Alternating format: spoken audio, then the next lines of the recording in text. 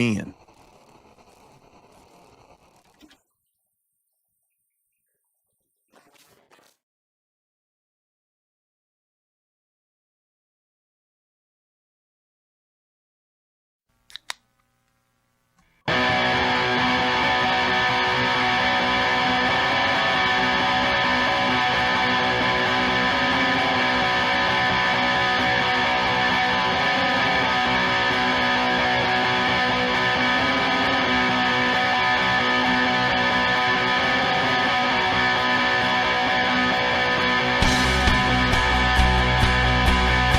Welcome to the From the 108 podcast, starring the drunk uncles of White Sox Twitter.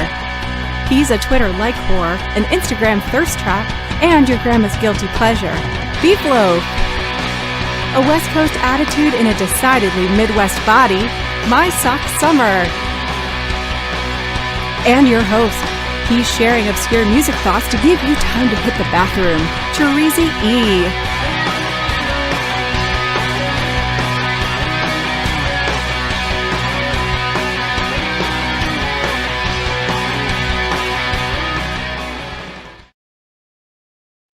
Thank you, Chorizy, and welcome to the From the 108 podcast. Get ready for some baseball, beer, and bullshit. And remember the drinking rules. If BeefLoaf says allegedly, or that he manifested that, you drink. If MySoxSummer talks about the gym or tells us he simply did not have time, you drink. And if I talk music or Star Wars, you drink. And of course, you can make all of us drink for $1.08 or more. Probably more. But speaking of drinking, fellas, what are you drinking? And are you on the quest? BeefLoaf, I'm going to start with you. I am not on the quest today. I decided I was not going to do the questless. We're going to revisit the quest as we're getting down to the end. It's going to be the last couple ones. Then we might have to start a new quest. No. Today I needed to go back to an old tried and true, and I haven't had this on the show in a long time, but I had to go with a little dirty martini. As you can see, there are a lot of blue cheese olives in this dirty martini right here. It's all olive. How many olives are in there? How many olives are in there? 6 olives are in it. 6 blue cheese olives, and a lot of vodka, a lot of martini. It's a lot of olive, man. Trust me, it's not olives that make me fat. MSS, you know what we're not talking about here? It's very dirty. It's not that it's a lot of olives. That is a lot of cheese to put in a martini. There's a lot of cheese. Good God. How can you even stand that smell with the schnoz that big and getting right in there with 6 of them cheese olives? Oh, that aromatic, that's good, man. That smells like dirty ass. Ooh. Oh my God. Yeah, blue cheese. You should be impressed, SPF. MySoxSummer. What are you drinking? Okay, listen. I'm not drinking, I'm not questing. But it's not through lack of effort. I have been to several places looking for Old Milwaukee. It just does not exist. I don't think. It's gotta be out there. It's gotta be out there. I need to go back to my hometown, maybe closer that way. Maybe Rochelle. I'm only giving you one more week. If you don't do it, I'm doing Old Milwaukee. You can't hold Old Milwaukee forever. This is why I didn't do it this week. Listen. I apologize. I know I called it because I don't want to drink the rest of that shitty wine that's all up in there because I don't think your boy will do too good with the wines. So there's good wine in there. So anyway, if you can't see it, I'm drinking the Marco's fine. What is that? The Prosecco's still on there, right? That's decent. The Prosecco's on there. It was on there. It was on there. Okay, we're gonna get there. I went to get the Fortissimo jug today. Yeah, and it's the last time I was at the Jewels, it was there. This next time I go, not there. I don't know if they got rid of it. Mailman Jack got in there, drank all the Fortissimo. Exactly. Or Alley White Sox broke all of them. I don't know what happened. Right. But the Jewels was out of it. Respect it. But the La Marca was in there. So we'll get a little. Nice. La Marca. Good job. See if I get this open here. There we go. The Prosecco's, that's fine. It's not, That's good for you. There are better Proseccos out there, but it's a decent one. You're fine. No big deal there. I mean, we're catching little shit from the comments here. Like what the? This is a mimosa. A mimosa maker. You're absolutely right. Yeah. So Quincy is like, you're not at 50 yet, and then Sean Jankowski is like, it's lame, Quincy. What the fuck? We aren't even halfway through the year. We've almost drank all 50 of these. All right. We are way ahead of schedule as far as I'm concerned. So you two, know what we're gonna do? Right? Let's do this, Loaf. Let's make a list of 50 drinks that that Quincy has to drink within the next 3 months, and then we'll see if she can do it. Let's see how many she gets. She'll be done in a week. She wants one of these. Let's get a drink here from Joseph Meter. Doesn't say anything, but he does want us to drink. You know, he says cheers from the South Dakota.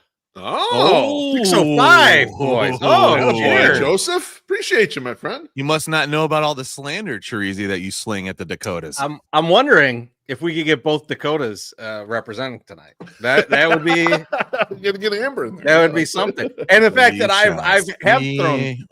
have thrown shade at the Dakotas in the past, and so I think I'm gonna, I'm in for it tonight. We'll see how the comments treat me.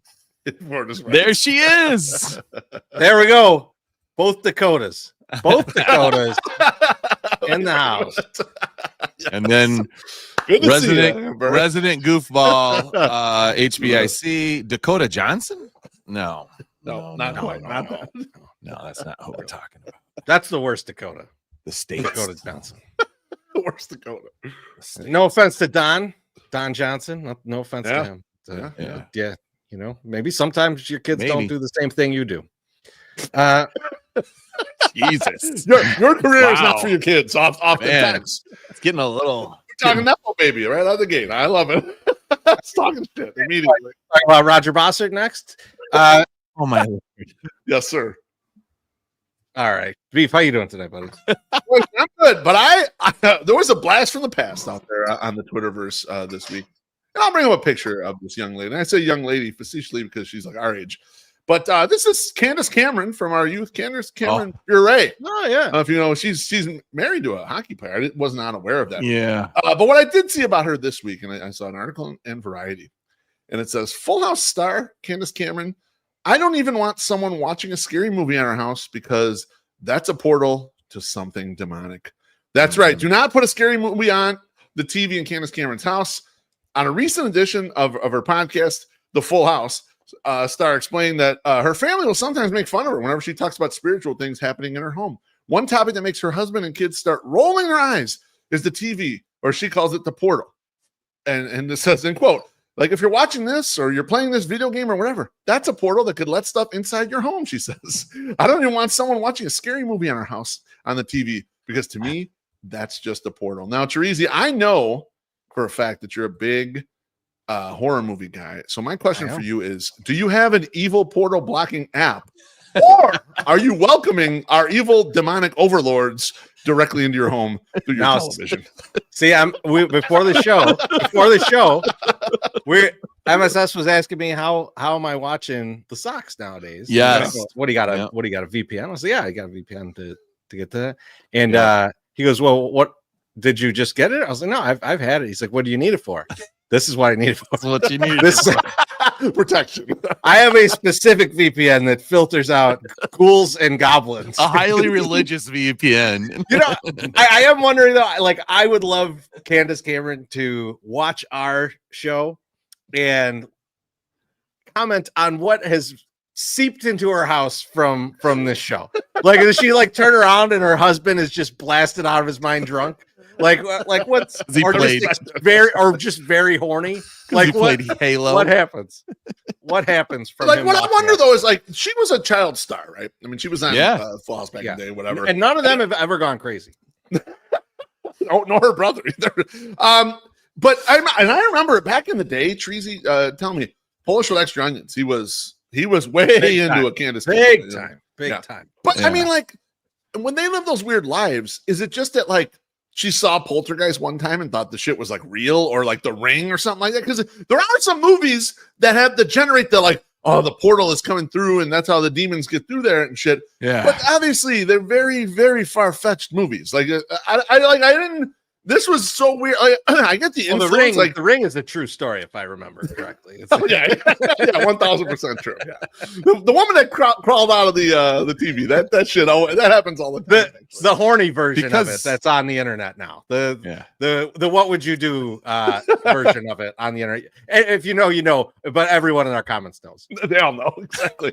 So I don't know where this comes from. Where does she get like this stuff? It's not like the headline tries to make it religious, and she says spirituality in there, but yeah, it just seems like a weird, like, I don't know, like that doesn't seem like spirituality. That seems like evil spirit bullshit. You know, her brother is like a fucking like huge religious, like crazy person, right? Like he writes books and everything. I think she was the same way, which is just crazy. But I feel like this is what it is. They read a few too many articles in the Reader's Digest about like bad kids being bad after playing video games, and then they think, because they're so smart and so elevated, they're so close to Jesus and God, that they're like, well, those are bad.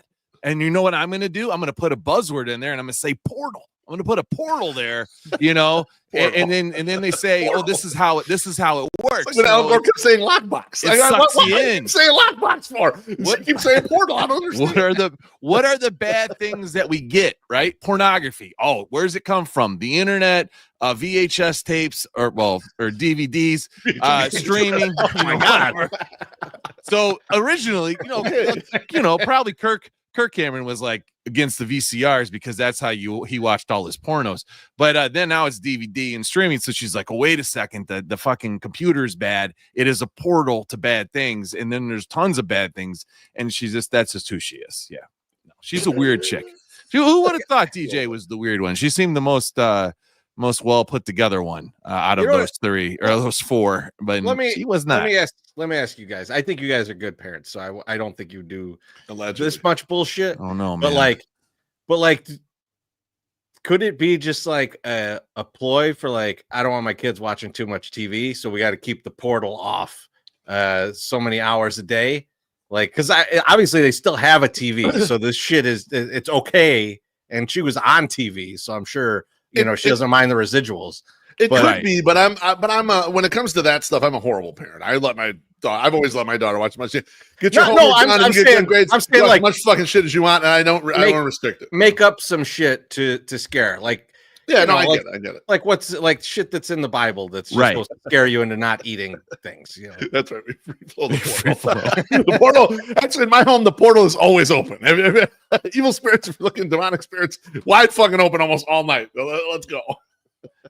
Gabriel says Stephanie over DJ. How do you like the new Stephanie there, Bearstown? Gabriel. So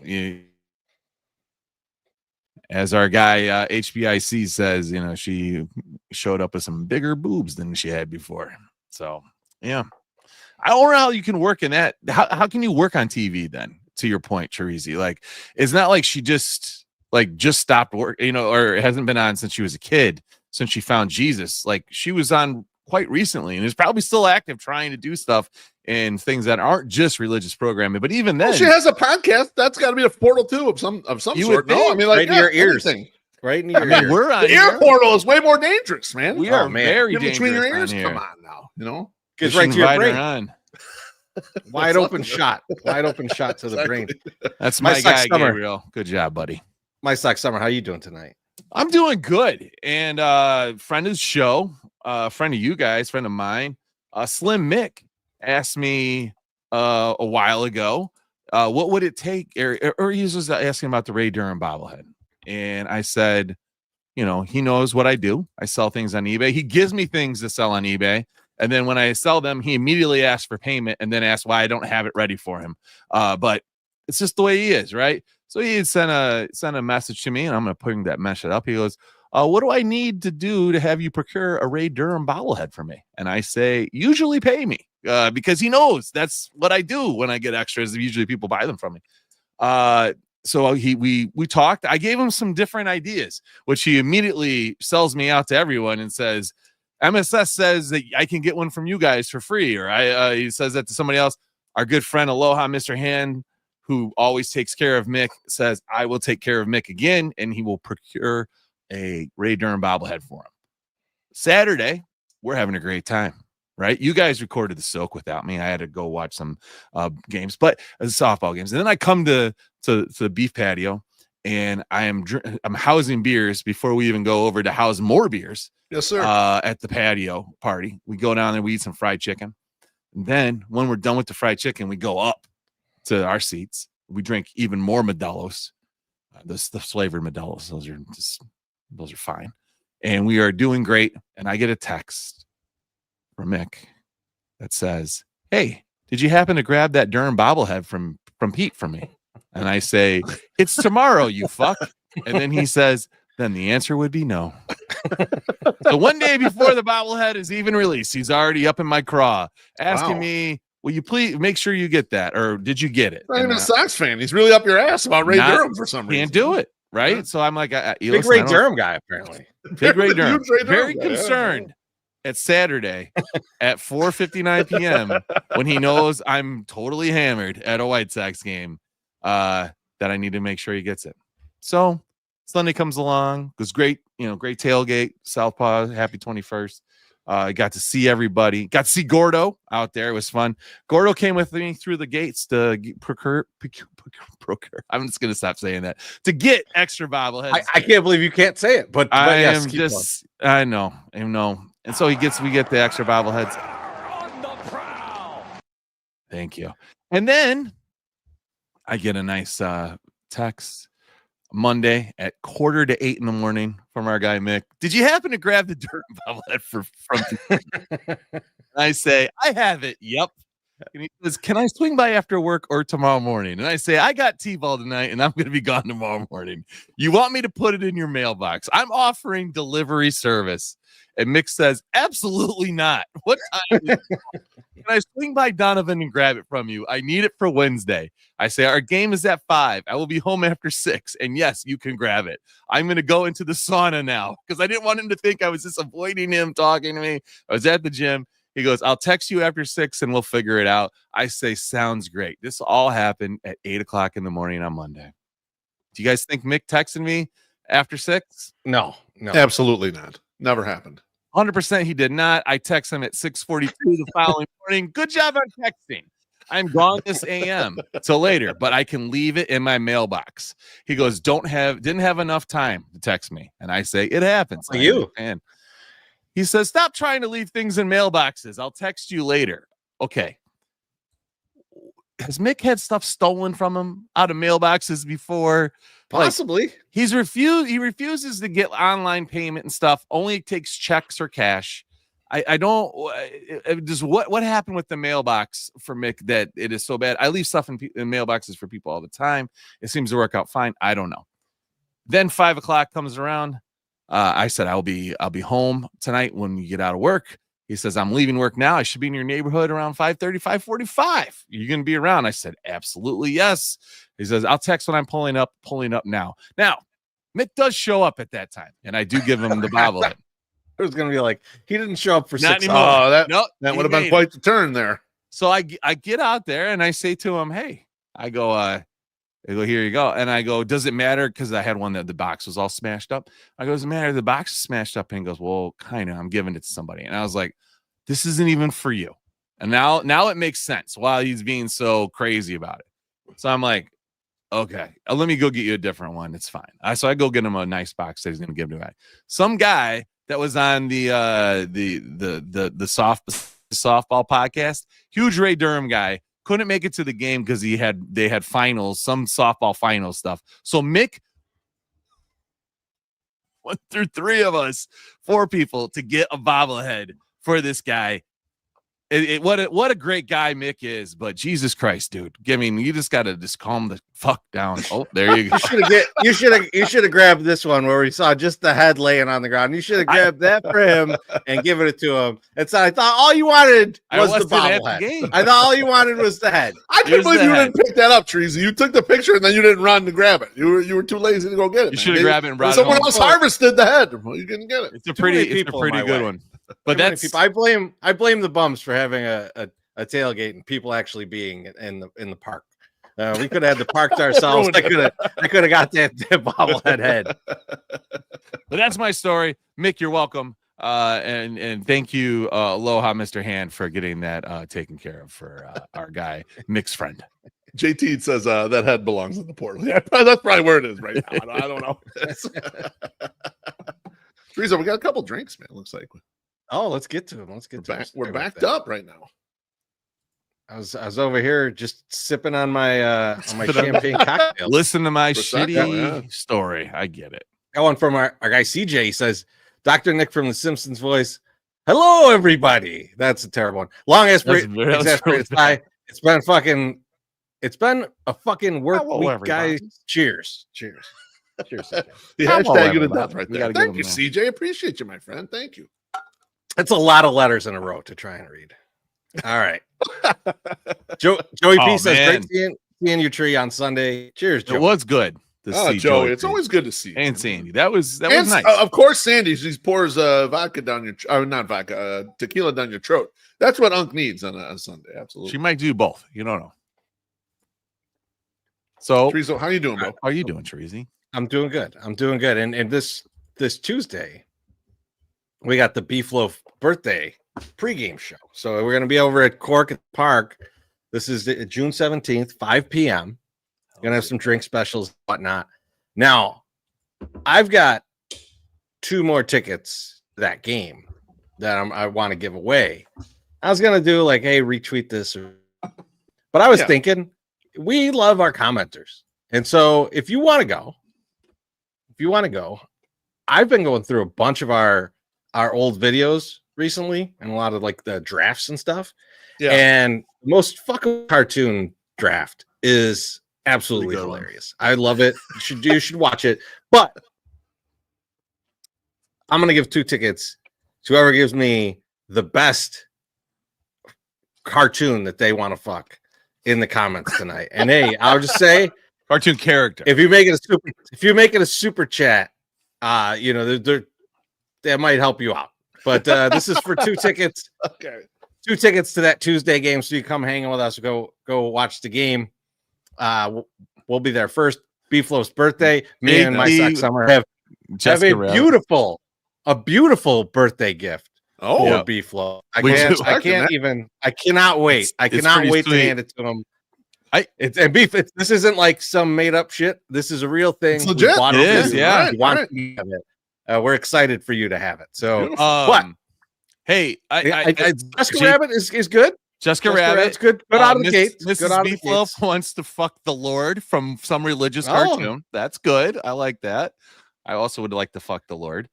HBI said, I mean, okay, you got to know that her name is Hollywood. So that's not. I can't count that. That's not gonna get there. the chick from Cool World. Too horny to All right, remember well, the we'll be name. That's watching. what happens, you know. Slump We'll be Buster watching. with Miss Piggy. I do like He-Man without the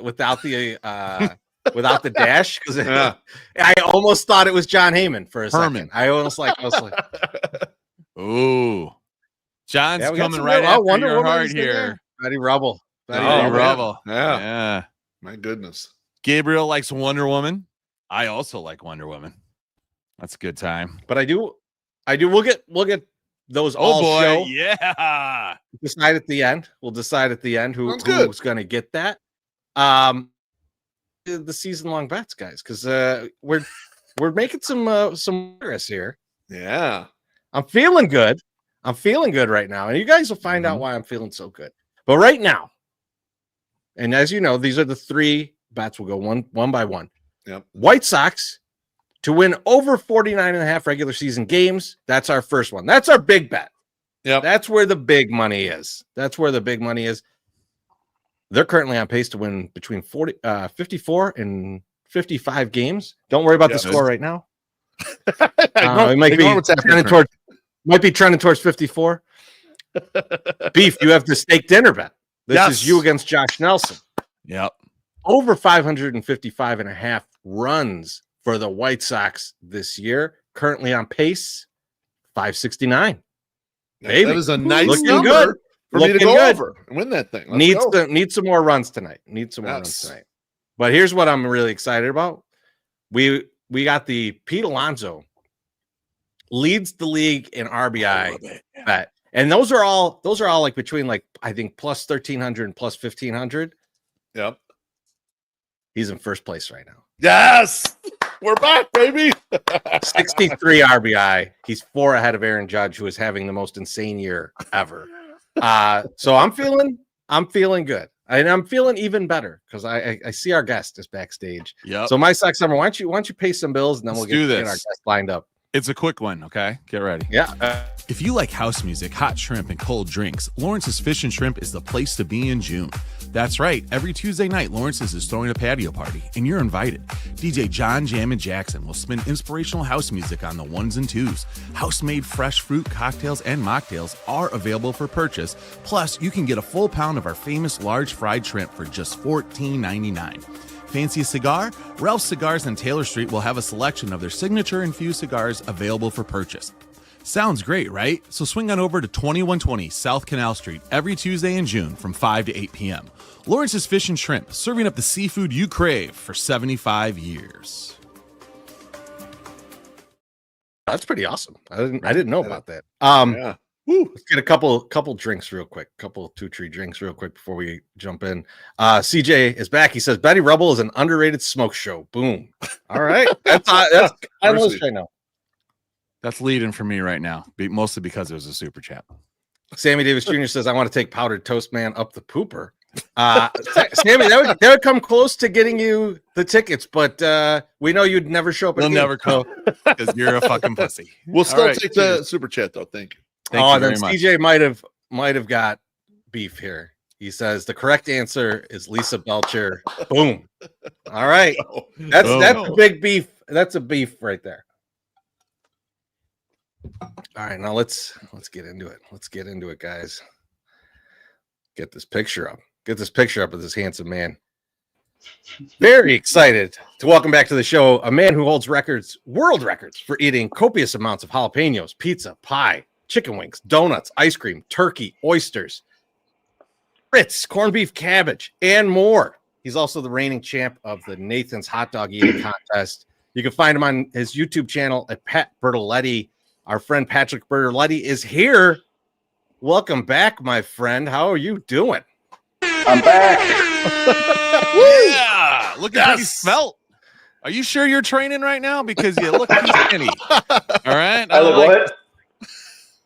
You look too skinny. I've been. Yeah, I didn't really lose any weight last year. That's the different training this year for sure. Trying. Beautiful. So Pat, last time I ran into you, we were at Chuck Reagan. Just happened to run into you. Great show. But you mentioned to me that you were going back to the fudge competition. I mean, you had told me we have it on the record. You were never going back. What happened? I found out that nobody else was. I found out nobody else was going, and I could drive there and win $2,500. So. I swallowed my pride and better thoughts and judgment, and just did it. And I barely won too. That was yep.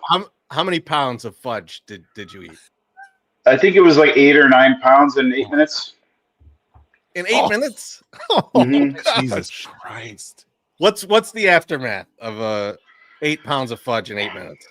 I made a mess on behind a gas station. Like a little, and then I went to Joey Chestnut's house after, and I totally destroyed his upstairs guest bathroom.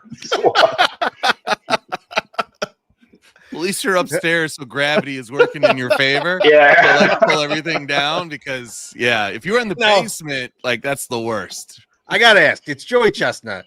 What kind of flush we got on a Joey Chestnut toilet? I mean, it's got to be like a industrial, right? Yeah, no, it's got to be amazing, you know. He needs like a garbage disposal at the bottom of his, or like a mop sink or something. That's just normal. It's not like wasn't in Seinfeld when they were smuggling in like the crazy 2 gallon toilets. I think he just has like a normal one. Yeah. I sent him a bidet for his house when he moved in, but I don't think he's put it in yet. Oh man! MSS big bidet guy. I'm a big bidet guy too. I love those. Yeah. Those are the best. If I ever get a job again and make some money, I'm buying a Toto toilet. I'm definitely gonna go all out and just get the good one. Get the good one. You know, house might be a pile of shit. I assume that you study tape from your performances, but for the fudge one, it looks so much like you were eating doo doo. I imagine you probably can't go back and watch the film. Would I be correct about that or what? Yeah, I filmed it to post on YouTube, and the only time I watch it was like to do the audio, but I'm still grossed out by it. that I got a belt for it, and I just gave it away. I was like, it had a big fudge smear on it, which looked like a shit stain, and I was like, I gave it to my boss. I'm like, dude, I don't want this. I don't even want to think about this. So. I gave it to my boss. That's not doo-doo, by the way. That's just fudge. Yeah. You're welcome. Oh my God. It was rough. What other comps have you been up to lately? So I think like the week after fudge, I went to Japan. So I did it was ramen and shabu shabu. I didn't end up winning the ramen, but it was an hour long. I think I ate 21 bowls of hot ramen. So I did all right there. Got third place, but I did bologna and I did pulled pork. Ironically, or funnily, after pulled pork, I let my friend use the hotel bathroom before me, and he clogged it. So we had to call maintenance to come up and clean the toilet. Yeah. Like, what did you guys do? Just go eat 18 pounds of pulled pork and come back here? And like, yes, actually. When the regular maintenance guy, he sees you guys coming, he takes vacation. There's no way. He's like, these motherfuckers are staying here again. That's it. I'm taking my vacation right now. Who just booked? Yeah, it's not like I'm Badlands Booker. If I was Badlands Booker, they would have been like, "Oh my God, you're getting blackballed from this hotel." But I told my friend he could leave, and then when the maintenance guy came up, I was like, "Yeah, my friend was just in there." He's like, "Bullshit, dude!" Like, and then he found out it was whatever, and he was like dry heaving, and I'm like, "It was very funny." Yeah, it was good. Oh my God! So now we're less than a month out for the Nathan's Hot Dog Championship. How are you training? What's the training regimen look like? I'm still doing a bunch of practices. I don't know, just eating a shitload of hot dogs and drinking a lot of water. It's like I'm right where I was last year. I don't know. I have to I'm actually resting the last few days because I've been overdoing it. So yeah, just hot dogs and water. That's it. So how's the preparation of the dog? You grill them, you steam them. Like how does it work? I think it's boiled, right? I do them on like an electric pancake griddle. That way it's like the easy. That's kind of what they do in the contest. Just like a big griddle, like low, medium heat, just like lightly brown. I can't get the hot dog. I can get Nathan's, but I can't get the skin on. So I just use the skinless. But my fridge has probably got like 400 hot dogs in there right now. Jesus Christ. Oh my God, love it. So when you say a shitload of hot dogs, to me, that's like 8 hot dogs. If I ate 8 hot dogs, that'd be a shitload of hot dogs. And I don't want you to have to give away, your numbers right now. I know there's gamblers watching to try and gauge it. But Sure. What's ballpark a shitload of hot dogs in a training for you? So you do 10 minutes of you recreate the contest, and then you just keep eating. So we're talking like 60 hot dogs each practice, which oh wow. I don't know. I can be honest. I haven't eaten 60 in 10 minutes like I did last year. That's all you do, and then keep eating, and then you just want to die, and then you. Last time I did one, the table fell over, and all the hot dog juice went everywhere, and it was no. So, but yeah, that's it. I'm doing it 2 times a week, and I still do like hot dogs though. That's that's a problem. It's It's a problem. I don't. It is insane that you still like them after that. But I know that some of the guys are friends. Some of the people that compete against each other are friends. Do you do any dry runs against these guys to kind of simulate the competition? I think I might be doing one next week. I might be going to visit Mr. Chestnut. And actually, this eater from Brazil is in town, and he's going to come over one of these days, and we're going to do it together. So, oh, nice. I don't know that it necessarily helps, but I think actually having someone else there watching you kind of keeps you accountable. I only did that for 2 practices, and that seemed to help, be extra motivation, So yeah, I could imagine it's just doing it by yourself just seems extremely difficult. That and extremely dangerous as well. Oh my God! Yeah. I was going to ask that. Do you have someone there as a spotter? Not even participating, just watching you do this just to make sure with everything, or maybe bringing you more hot dogs or something like that. Sometimes I do. If my girlfriend's over, I don't let her watch. I just tell her to go watch TV and turn the volume up.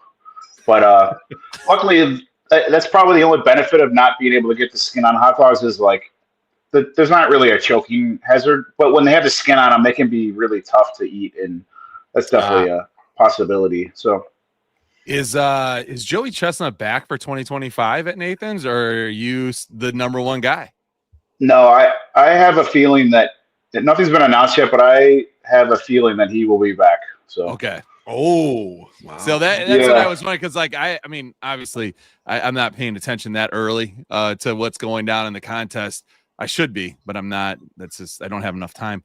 But yeah, I was wondering because this can be a good true test for you then, because if he comes back, you know, you said last year, you know, I won this because Joey might not have been there, blah blah blah. But this now you could just shove it right up his ass. You know, you fuck his toilet up, and you can beat him right to his fucking face, and be like, "Fuck Indiana, Joey Chestnut, suck it."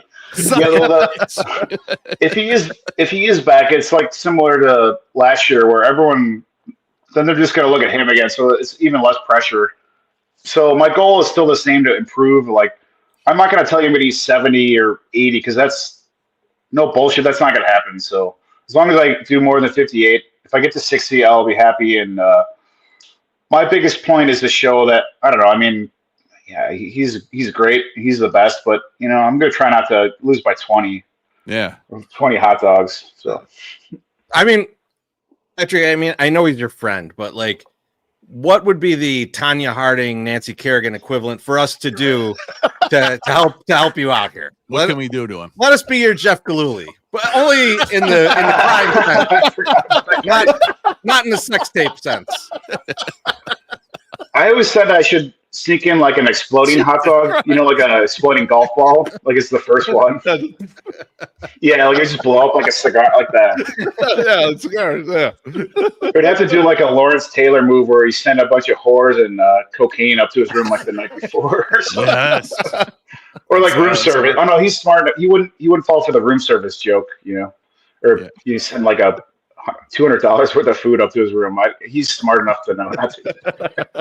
What about a poison pizza like the Jazz did to, you know, to our old Michael Jordan there? That might. Oh yeah, or like whatever they would do to Mr. T to get him to pass out, get him like milk dosed with something, you know. So that's it. If Joey Chestnut gets roofied before the competition, that had nothing to do with us. We weren't even talking. I've never even been to New York. You know, I don't know. He's immune to roofies and mace, apparently, with what I've been told. Man, what a combination! That is a combination. Yeah. That's strong. That's a strong combination. It's a lot of tolerance. Yeah, he's built up a tolerance. I mean, you get that living in Indiana. I know. It's like you learn that in high school. Yeah.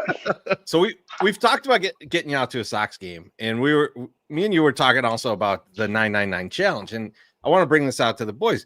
You know, Pat don't drink anymore, but he was saying, you know, could I do 9 non-alcoholic beers with the hot dogs? And I was saying, yeah, because I don't think it's like, to me, at least, it's not the drunkenness of the 9 beers. No, it is the carbonation and the flavor. Yeah, it's all the as long as you're doing that, like, and eating the 9 hot dogs, I absolutely. But I wonder, Pat, how quickly could you knock out the 999 challenge? I'd probably do it in like an inning, but it would just be an unpleasant. It'd be very unpleasant for the rest of the game, you know. Yeah. Right. Well, So we do. It might be fun if we did it, and I try to pick up the slack for you guys. Like, if you know, however many people, try to get us all to completing the challenge. You know, that would be more fun. Have a whole group, and everyone does something. Have like, you got to pick up all their. Have like 4 of us, and then see if we can. So what is that? 36 hot dogs and 36 beers. Yeah. Yeah. And then you'll I play love this cleanup. idea. This is great. In an ideal world, you'd just be eating the hot dogs and dunking it in the beer, right? Like that would be like the most efficient way. Absolutely. I mean, the question is sitting there sweating after like 5 hot dogs, ready to die. We could do the 9 beers. We could do the 9 beers. Yeah, I could pick up the slack. Maybe about this. Maybe the 3 of us do 12 beers each, and then Pat just takes care of all the hot dogs. All the hot dogs. There we go. 36 hot dogs. Oh yeah, you can make up for mine. Yeah, that might be okay. Those are pretty like skimpy hot dogs at the ball. I mean, they're not skimpy, but they're not like jumbo either. They're probably just regular 3.5 ounce all in, Yeah. So, and we're drinking the draft Miller Lights. I mean, we ain't going. Yeah, those go down easy, man. We ain't going our Those normal do. beers. We ain't going our normal Light, 16-ounce heavy beers. No, I might even go to Coors Light for that one, just because it's less taste and less filling. Yeah, they gave us free hot dogs last week. So I had two Polishes. The woman was nice enough to give me 2 Polish sausages instead of the hot dogs. And then I ate 1 other hot dog. So I had like 3 hot dogs. I was uncomfortable for 2 days. So I don't know how you do this. You even gave me one of them. You had 4. I know. I had had 4. 4. Said, take one of these Polish sausages. Yeah, because Sockside Pride sent me 2 because he thinks I'm still enormously fat, and he doesn't know that me and Loaf have swapped. You don't know you're juicing, bro. Yeah, you don't know you're fucking. I am juicing, so it's not as good. The stomach has shrunk. I can no longer eat 4 hot dogs in a sitting. It's pretty pathetic. My baseline is like 6 or 8 if I'm like hungry, and sometimes it's a problem because the only food I have in my fridge will be hot dogs, and like if I came home drunk, like there was one time I ate like 16 hot dogs and a whole like jar of mayonnaise because that was all I had in my fridge. But that's the hardest part is like eating it slow. Like if I just had all the hot dogs lined up, it would be a lot easier. But like when you take it slower like that and you're like enjoying it or whatever, then your brain just gets involved and it's like it sucks a lot harder. Like the competition I did in Japan was an hour long. And it's like shit, that's really hard to eat for a whole hour. Oh my god! And that was 21 bowls of ramen. So like that's water and everything, right? I mean, like that's a lot. Yeah, it was mostly just the noodles, but it was temperature-wise, it was really hot. So like it was not easy for sure. Oh my gosh, that sounds rough. So on your YouTube channel, you've been doing a lot of different challenges, and you've been doing a lot of like just variations on hot dogs. 2 questions for you here, but first we'll go with what's the worst challenge you've done on the YouTube channel of recent vintage? Oh, okay. It was that eating a gallon of Jardinera. That was the worst one. Oh man. Yeah. And thanks for that was out of the shirt. That was out of the helmet. Got ruined. That was out of the helmet. Right? Yeah, that was. I had to work after, and it was not pleasant. Oh my god! Say that. Why? Brutal. So just a true artist. You just like I can't even just take this off. You know what? I'm going to go to work in a few minutes, but I got enough time to sneak in this fun thing. I'll get this, and then I'm just going to die for my art, or just be uncomfortable for my art. I get it. I like it. I like that a lot. When you're doing the challenge, though, someone is there filming. Who is filming this, and how can they handle the? That one was filmed by my girlfriend.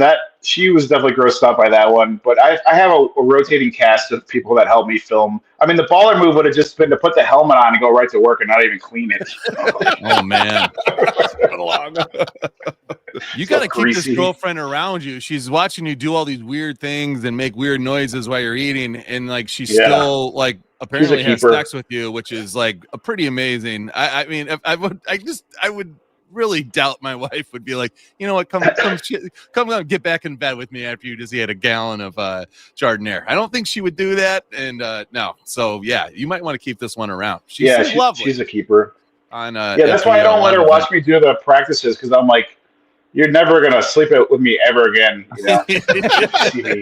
Certain things you can't unsee. I understand this. That makes sense. You know. Now all these different preparations of hot dogs you've been doing.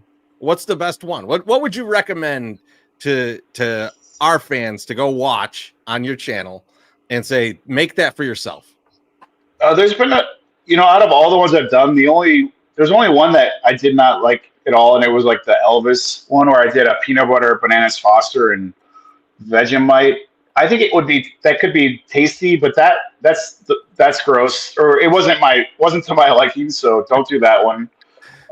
There's a real simple one with chili crunch and Kewpie mayonnaise. That's probably my favorite. And then I did an Italian one with an anchovy garlic butter sauce. That one was really good too. And I'm hoping to do like a pop-up in September at some point. So I'll let you guys know. Might be able to pop up and serve them to the public. So yeah. You do that, we will be there. We will 100%. Absolutely. As long as it's not on September 16th, we are booked for September 16th. That's great. It's the only day we can't come. You got it. I can make that happen. Because the White Sox are doing something I asked them to do for you, but they're doing it for us. They're making a bobblehead of us, Patrick. So now, between everyone in this room and Joey Chestnut, we all have our own bobblehead, and you don't. So what are you going to do to get yourself a bobblehead, Patrick? I mean, I could just pay the $100 and get one made, but I think that's kind of bullshit. You got to get one on. Yeah, you're right. You need to earn it. Yeah. Coming from a guy that kind of earned this, yes, I agree, but not way with like art like you, just entertaining the people. But we need to get you somewhere. King County Cougars. Somebody needs to honor this thing. I don't understand why it hasn't been done already. I'm mad, Patrick. I'm mad. It's all right. As your fake business manager, I am mad. Tell him. Are you wearing anything specific? Like you can't wear a logoed shirt or anything at the contest at Nathan's, right? Like that's against the rules. You got to wear their jersey. They keep it on lockdown. If anything, I could wear like a headband, but they don't really like I would have to sneak something in there, you know? Okay. So, man. All right. But I'm gonna think about this. But back to the bobbleheads. The bobblehead, they always look like you have like you're disfigured. Like they never exactly quite look like the person. We have extra big teeth in our bobblehead. Our bobblehead has the biggest teeth of any bobblehead I've ever seen in my life. Very white teeth. That's me. Yeah. I don't know. I think I'm really happy with it, but yeah, I mean, we don't look too disfigured. I look at like I'm in way better shape than I actually am. We all look at and way less gray hair. I'm pretty good with mine. I'm pretty. They good. didn't even put gray on my beard, which is pretty impressive. But yeah, Patrick, like going into the 4th of July, what's the plan? Like, what do you do the couple days before, and then what's the day of routine? Because what time is it? It's like midday, right? Like, and it's so you got that whole morning to deal with. So probably leading up, I think like 2 days leading in, I'll just eat very simple carbs, and I'm doing the water, drinking volumes of that. The worst part about the whole thing is they pick you up to go to Coney Island at like 7 or 8 in the morning.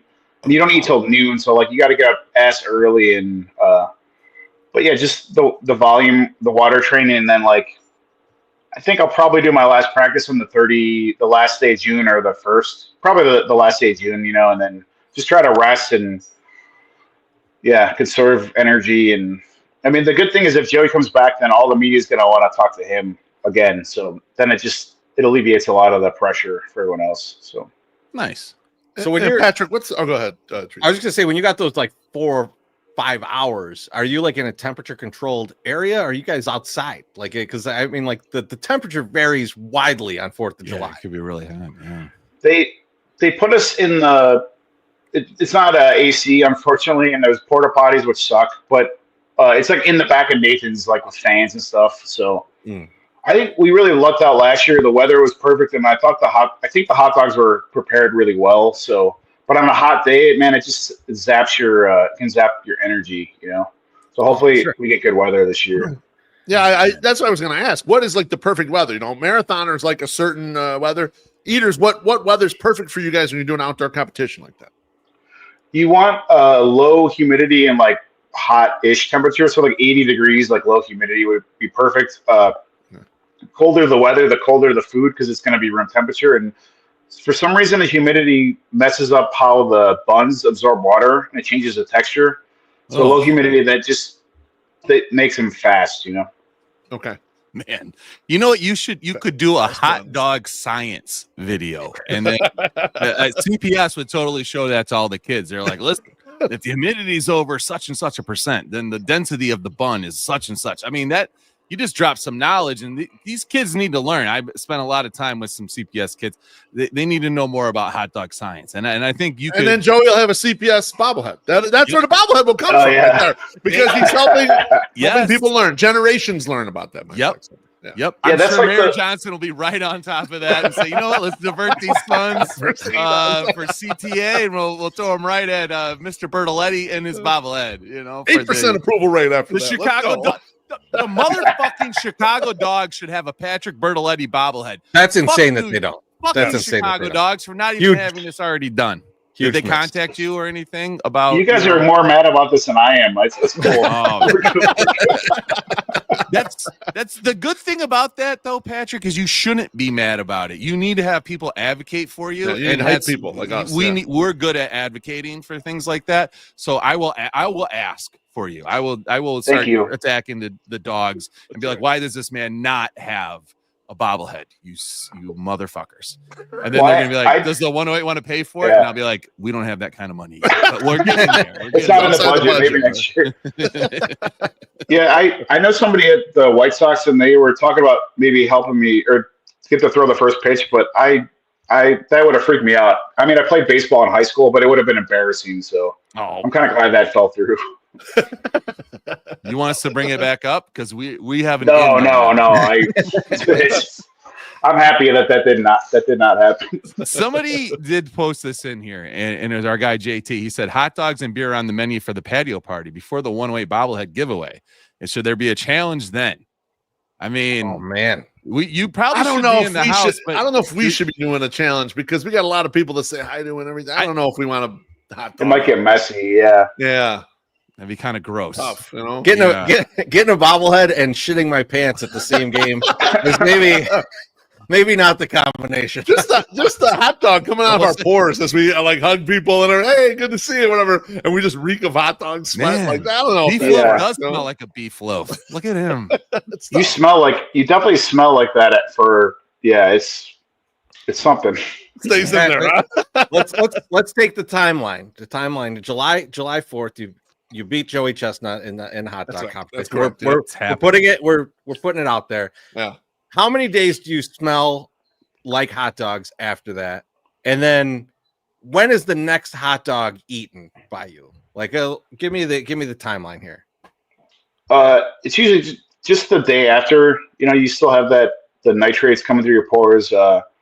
It's going to depend. Last year I had hot dogs in New Jersey like 3 days later before I flew home. So, I had lunch with Hot Dog the other day, and we were both talking about how much we like hot dogs still, and I'm like, it's really fucked up. Like, it's pretty fucked up that both of us still love hot dogs, all things considered, you know? So. A real passion for it. I appreciate that. My God. It's a true artist. You're a true artist, Patrick. You're our generation's hot dog artist. Do you guys like? You guys like my shirt that I'm wearing? Going on there? Yeah, I like that. I love the slide. I love it. Great. Charlie Hustle. What is this? What's the story? You just a big Pete Rose fan, or you're like, I'm going on a baseball podcast. I gotta have a baseball shirt on and like show these guys. No, I always like Pete Rose. He's a prick. I appreciate that. I mean, he just died, but I had a Pete Rose like Phillies jersey that I would wear. We'd all share. We'd spend time wearing after the Coney Island contest, and I just was looking for one. And I saw this shirt. It was like our official party uniform. It was like that real like turquoise, like that. You know that light. Oh yeah. Yep. But then maroon. Yeah, but Mickey Sudo got drunk and like lost it or something. So I haven't seen it in like 10 years. It's gone. But, God damn it! Yeah, I don't know where it is anymore. We had a horse head mask that we would wear around, and that got lost in New Orleans at one point. Yeah, so yeah. Oh yeah, these things happen. They just grow legs and walk away when you're drunk. It's so weird how that happens. Pat, we really appreciate you coming on tonight. It's good to see you. We'll see you. I'm hopeful we'll see you in person. Yes. Yeah, we'll make the game happen. It seems like every time you ask me to do the game, I text you the day you got back from Japan to go to a game. I had no idea at the time, and I was like, no, I get that you probably after like a 20-hour flight don't want to go to a game. But yeah, we'll get that together. I'm gonna guess after 4th of July, we'll leave you to your training. Yeah, but best of luck for that. Thank you. Let people know where they can find you though, where they can watch your videos. I think just go through my Instagram, Deep Dish Eats or Pat Bertoletti, and we'll talk off the air about the betting and stuff. Oh, hopefully I can help you guys win some money. Oh, there we go. Yeah, that sounds good, man. Beautiful. All right, We'll Pat. it. Great to see you, and good Thank luck you guys. on the Thanks 4th, for coming man. on, Pat. Thanks, guys. Take care, Pat. Always a pleasure. Good luck, baby. That's awesome. He's got to beat Joey, man. I mean, what if Joey has a bad day? Joey could have a bad day, man. So I was reading some articles, and Pat's being very nice, and really giving his roses to Joey. It's his friend, right? And he's like, if he comes back, like he's the favorite. He's easily the favorite, and he's just gonna do his best. What an incredible upset it would be! What an incredible upset! Like, just imagine, like, Pat extends himself, gets up near that 70 mark, and then something just happens. Joey shits himself. 65. He's at 65, and Bertoletti winning with 69 would be the ultimate, the ultimate statement. Just to show everybody how I need it. Let's get a quick drink here. I love her. JT says, "Lips and assholes" could be the title of the podcast. Thank you, JT. Cheers. MSS, man, why don't you pay some bills for us? All right, this one's a little longer. Pedal to the floor, feeling the rush, driving a Mazda in the month of June. May, rolling through the streets, so much fun. Mazda of Orland Park, where dreams come true. Windows down, wind in my hair, cruising with style. Not a single care. The music blasting, we're on our way. Mazda of Orland Park, let's seize the day. Zooming through May with Mazda we play. Feeling the power, we're here to stay. Mazda of Orland Park, the place to be. Come and join the fun. Come and set yourself free.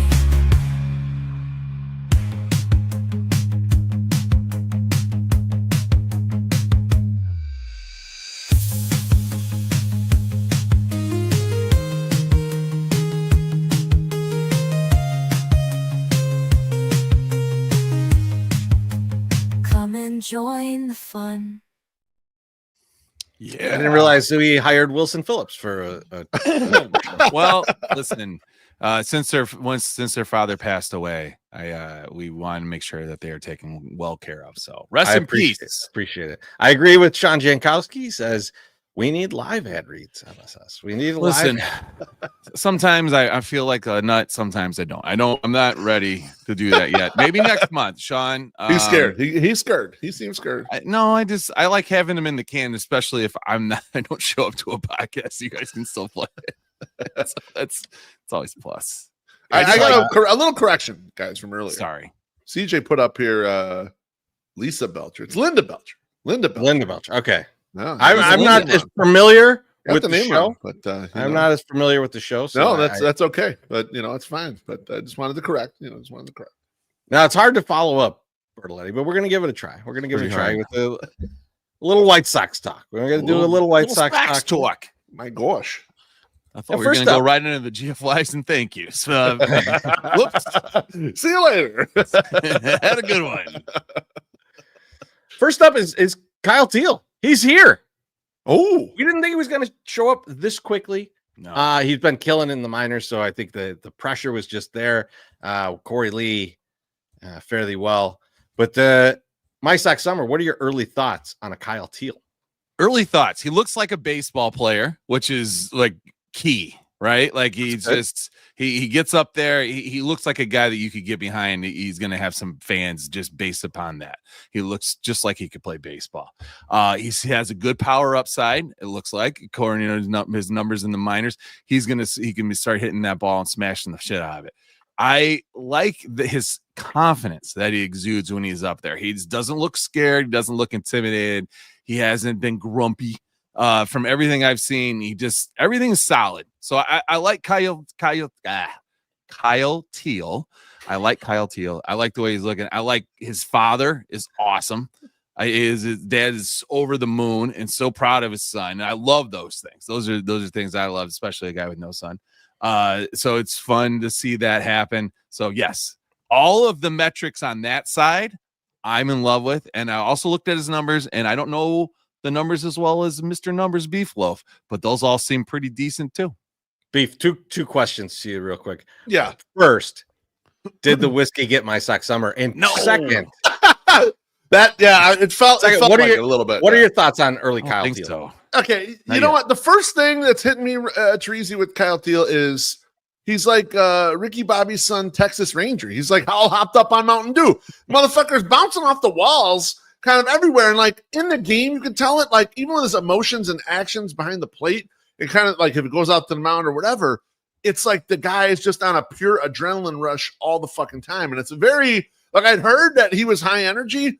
I wasn't expecting it to be this fucking high energy kind of like all the time. Now, there can be a good side of that, that like you need one cheerleader to pep the team up.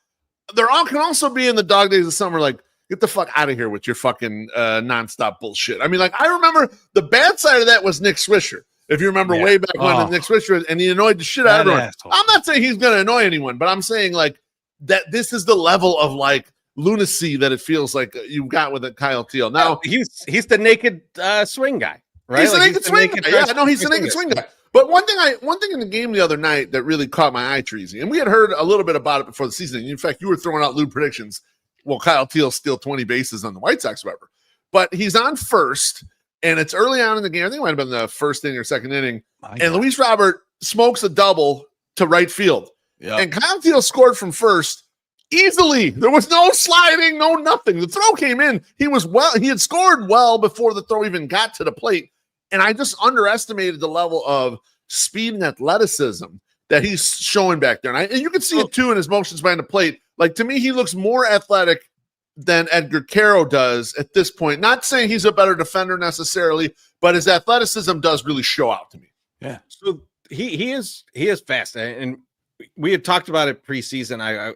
We talked about the 20 steals. We also talked about what if he leads the team in stolen bases. Yeah. That's not going to happen with That's Luis not Robert on the team. But he also had the play at home where the ball got a little bit away from the catcher, and he was gone. He was down the line scoring easily. Do you think they should let him run? Do you think they should let him steal some bases? Yeah, I do. I think they should allow him to utilize the athleticism in any way possible. So yes. And actually, what has been interesting, Chorizy, I think I heard whispers that they took Edgar Caro offline from catching because Thiel had played every day until today. Like Caro is behind the plate today, but Thiel had been in the lineup every single day, and so they were kind of catching him a little bit more in the interim. Yeah, let the athleticism show out as much as possible and utilize it where you can. Like his speed on the base paths should be used if you wanted to hit and run with him or whatever the fuck, or let him steal or give him opportunities in that spot. I would definitely do it. Yeah, there's no reason to hold back a guy that athletic, and you got a little coverage because you have another good young catcher back there. So if he gets a little banged up stealing, which stealing bases can get you banged up, it's a physical game and people don't realize. Like there is a cost to stealing bases on your body. You got another guy back there for coverage. Yeah, I will. What do you think, Chorizo? I'm going to throw in something that's a little bit of a downside to me. And stick with me for just a second. But Kyle Thiel is now up. Both he and Edgar Caro are up, and you're trying to get them both in the lineup. Yep. And the only way to really do that on a daily basis, which is what I would like to see, I'd like to see them both in there as much as possible. That requires me to have to watch Andrew Benintendi play left field. And I don't like that.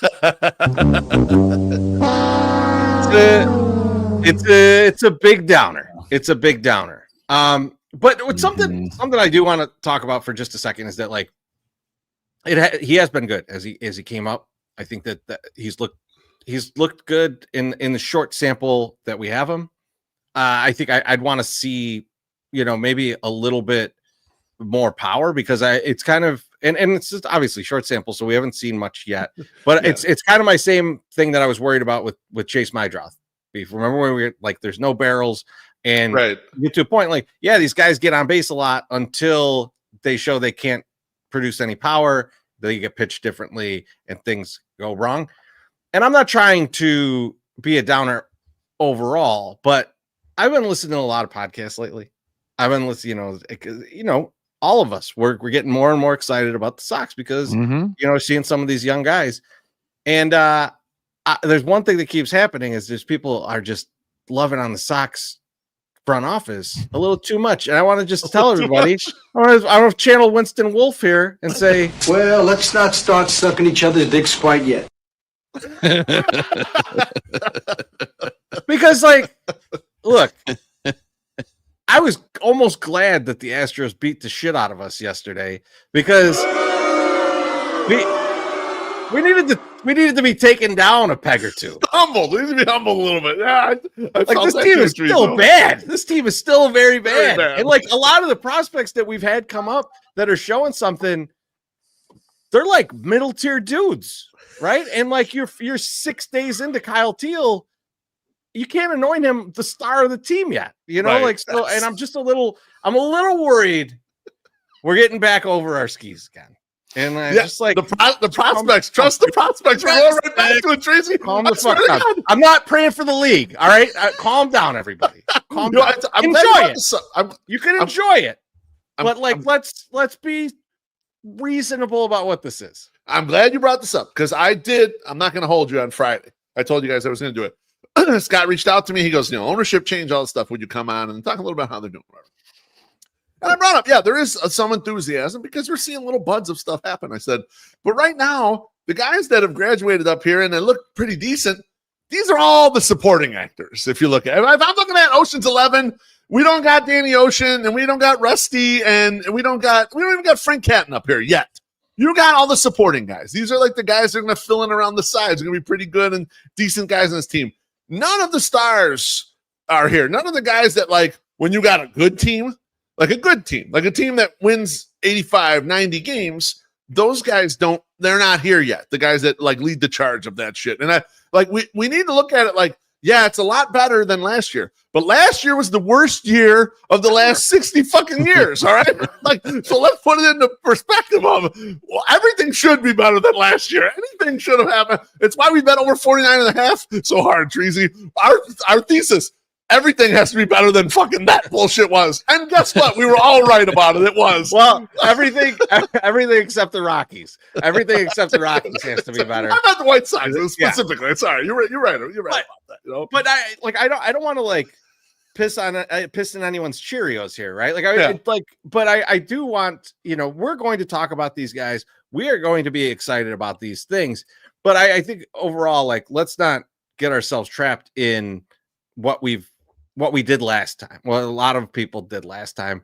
Right. And let's still find ways to be critical of Chris Getz and be critical of the org as a whole. Like Brian Bannister getting a win with a couple of these guys doesn't make me forget how shitty the bullpen is that he's put together over the past 18 months. Correct. Right? Like, so these things, like, we should take them in stride. Right. I mean, like, winning 2 games against the Royals was awesome.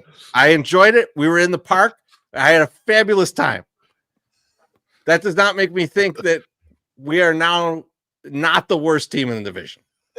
We are still the worst team in the division. I'm going to stand up for some of these people, just a little bit. Not every one of them, but I am going to say, watching the Sox play competitive baseball 3 out of 4 games of the Detroit Tigers, taking 2 of those 3, it could potentially have taken 3 of 4 from the Tigers, and then going in and playing Kansas City at home and taking the series against Kansas City is something we haven't seen in a while. Okay, that's just not like, it's a good homestand. So I understand why people were high on life. The weather got good.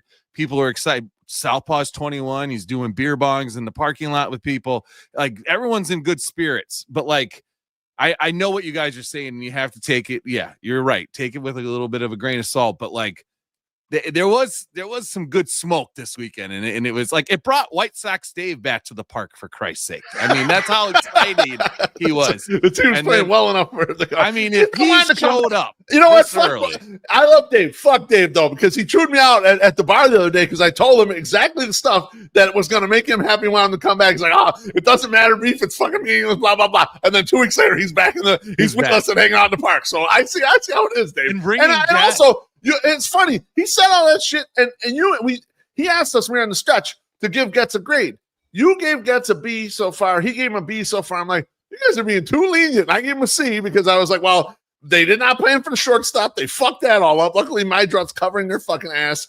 Bullpen was horrible as an abomination for years. Now they're starting a little cohesion in the bullpen, but you'll still only trust a couple guys out there. So yeah, let's take our wins where we take them and enjoy. I'm enjoying the hell out of Chase Mydroth, right? Yeah. I'm enjoying the fact that they figured out the fucking platoon and they got Tauchman and Slater, and they're both producing the way better than they should be producing in those spots where Hahn could never figure out. You just got to plug right field. Here's two low-cost options to plug in the spot, and they're playing terrific.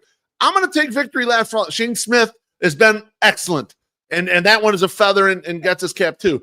But we are far away, Chorizy. We are far away. Someone said to me on Twitter today, I think it was a longtime guy, Paul Recker. He said, "Beef, what do you think? 500 next year?" I'm like, this is a 190 loss team next year still, without improvements and stuff.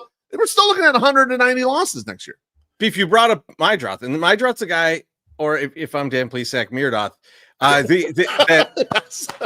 love Danny. I love Dan, please sack. But he's a guy that is a good example of this.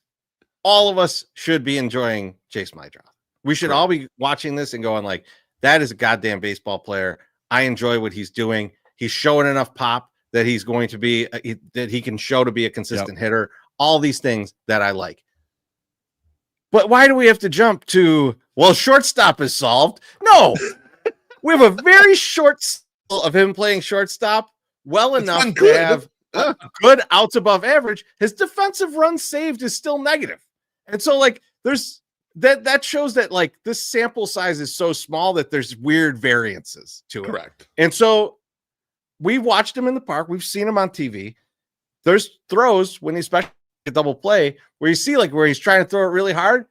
That's like watching a pitcher who's like very excited and you're like, no idea where this ball's going to go. And so that to him. And so like, it is not a problem if he ends up still being the second baseman, right? This is not just, this is not just big fan Colson Montgomery trees. No, it partially is. I can tell, but you're right. You're right. Regardless, this is if Vinny Capra hits a little bit and is a stellar shortstop, man, put Mydroth at second and have Vinny Capra move things around. Don't set ourselves into like Mydroth is the shortstop of the future now after 30 games. Like we don't need to do that. We don't need to start moving. We need to move Tim Anderson to center field again for the millionth time, right? Like it was like let's calm down. Let's calm down. Enjoy it. It's fun to watch Chase Mydroth. Right. All right. I'll get off my soapbox and we'll talk about a different prospect, which is Grant Taylor. Grant Taylor gets the surprise call from Birmingham. So go straight from AA to the pros. I love these videos of like people, like the kids calling their parents and whatnot. These are great. But Beef, what are your thoughts on the Grant Taylor surprise promotion? Well, the Grant Taylor thing, like this entire year has been fun and interesting because, he got a lot of hype for top 100 as coming off of some of his performance in 2024 in the minors, which was limited because he had an injury. And then in Arizona Fall League, people saw him in Arizona Fall League and the stats weren't great, but everything else looked good.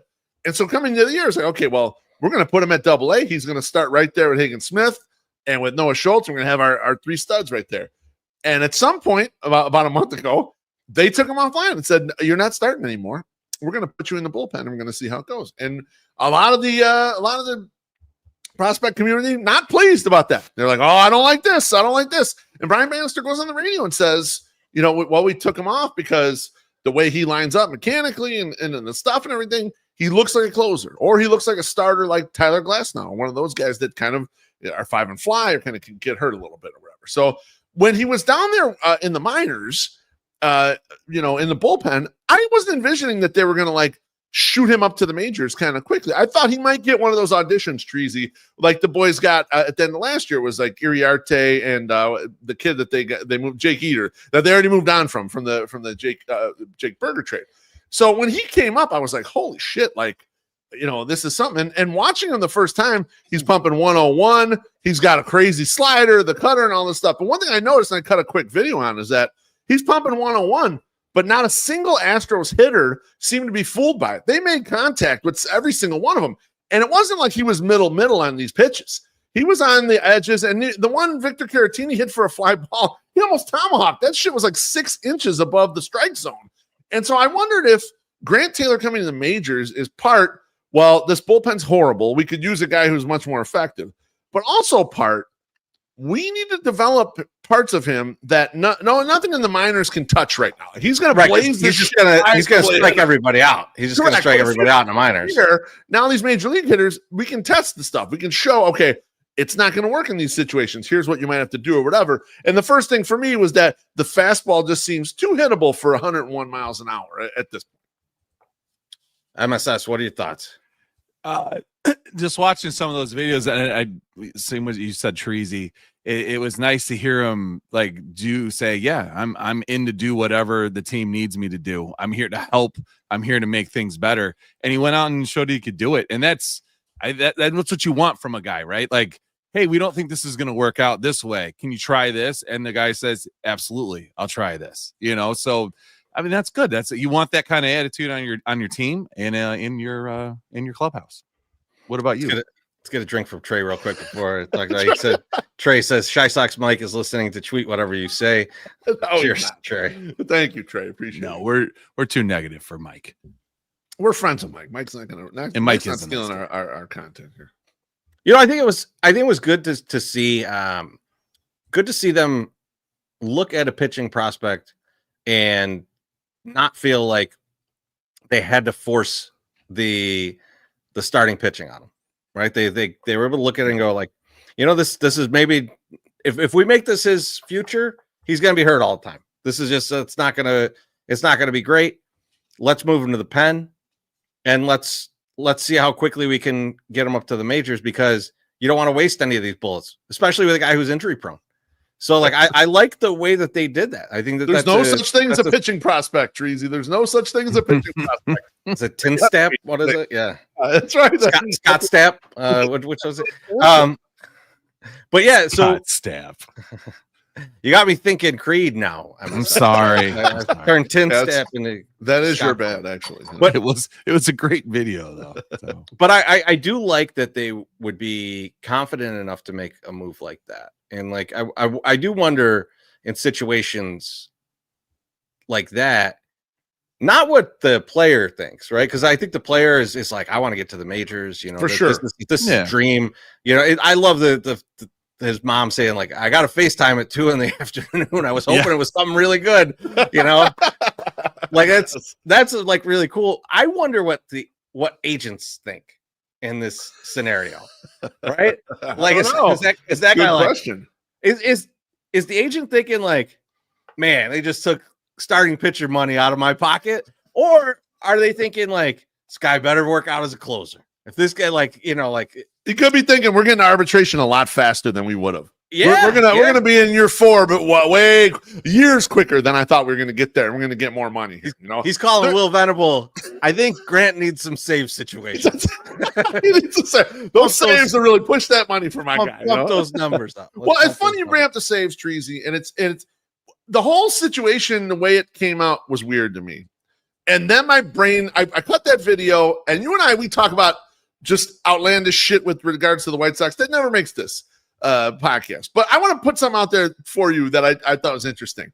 The way I heard Brian Bannister talk about Grant Taylor, and mind you, he was very positive about it, but another former White Sox reliever got stuck in my fucking brain with regards to Brian Bannister and his fetish for this other reliever. And that is Gregory Santos, Chorizy.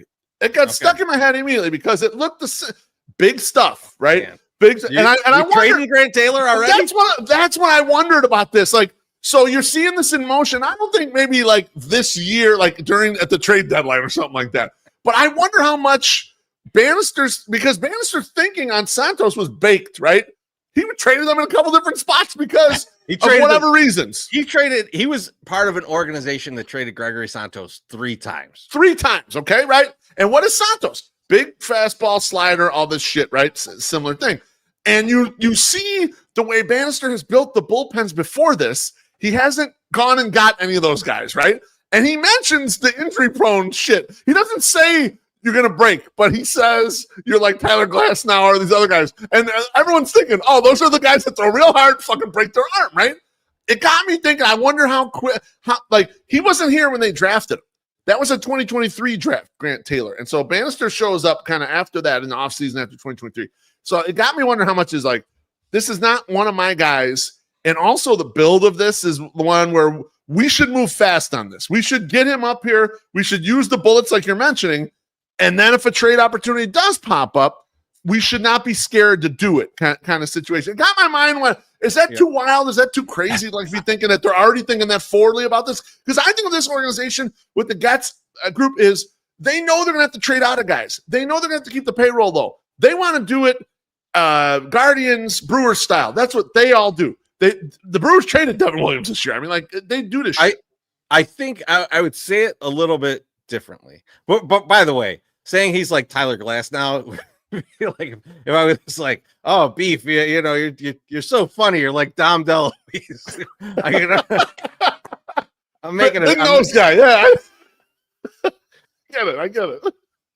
But yeah, so like I think that the way I would put it is that they're looking at this from a standpoint of trying to extract value from the player as quickly as possible because they know that there might be a short timeline of actual ability to get that value from him. So whether it's a trade or whether it's we don't know when this is going to break, so let's use those bullets now, right? Like let's get as much value out of this as we can. It might just be that, but it could, if that turns into trading for a guy that they really like, I don't see why they wouldn't do it. But you don't know if Prelander Baroa breaks after that. So it's true. But speaking of breaking, a slight break, a slight back injury has happened to our guy Jonathan Cannon.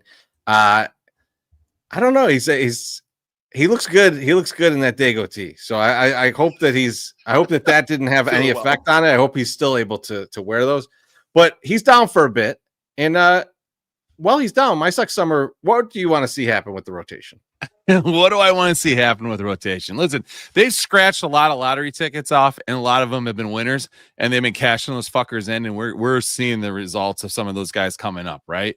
So I went and looked at who would be next up, right, in the Birmingham, and my guy, born in Libertyville, former University of Illinois Fighting Illini, Riley Goins.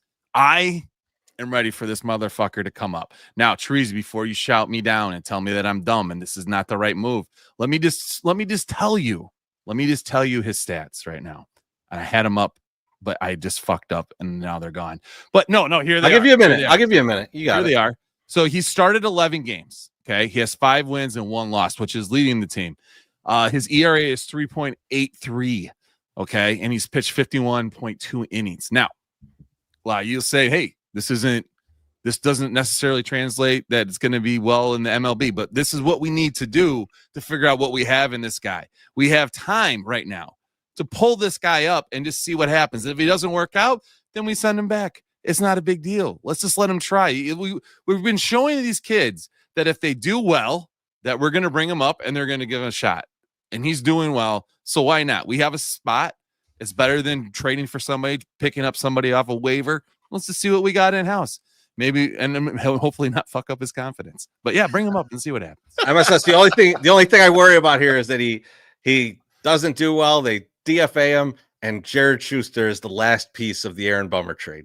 That's I can't live in that world. I can't live in that world, MySoxSummer.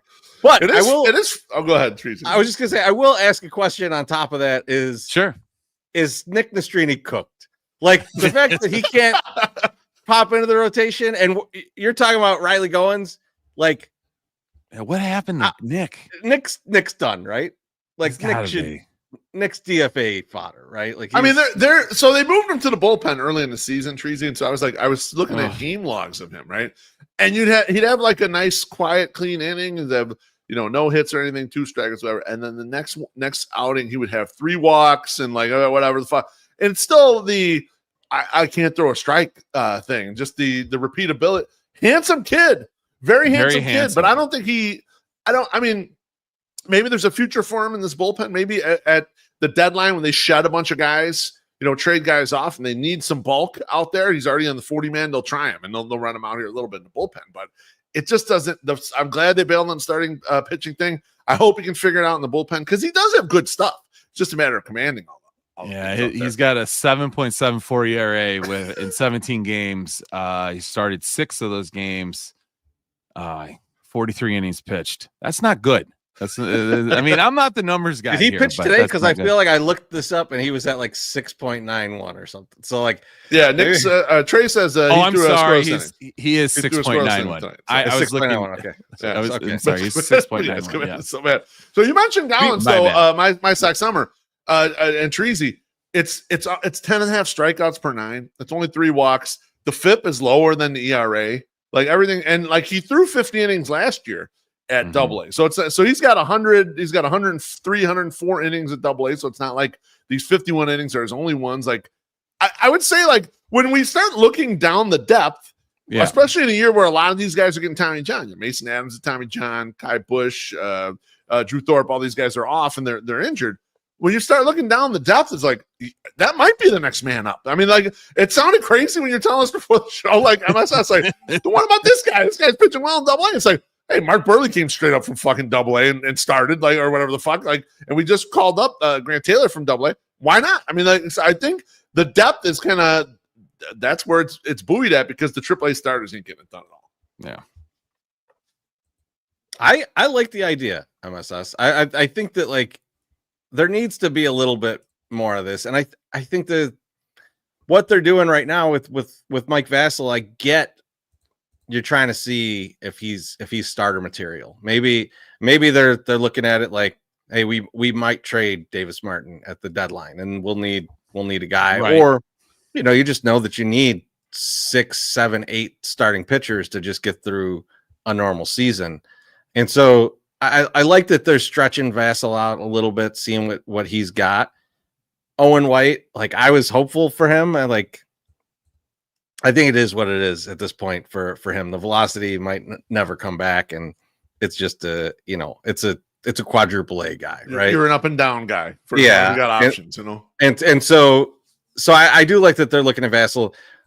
It would be insane to end this season with 2 Rule 5 draft picks in the starting rotation from the same year, having a good year. So like I would like to see it. But I agree. There's going to be opportunities for other guys, and no one else is showing that they deserve an opportunity. No one. Like the whole AAA staff is, and I know Charlotte's a hitter's park, but like it can't be this bad. You can't be this bad. So I'm not against this. I'm not against this at all. All right.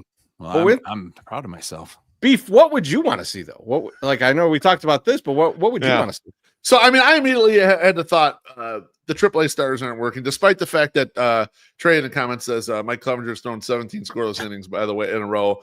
I'd heard Clevenger had gotten on track, and so I assume he's kind of like probably the waiting in the wings guy, as there is something. But what I was looking at is like the White Sox did just throw a dart into the waiver wire and got Adrian Hauser, right? And I feel like they threw a dart and got Martin Perez correct as well.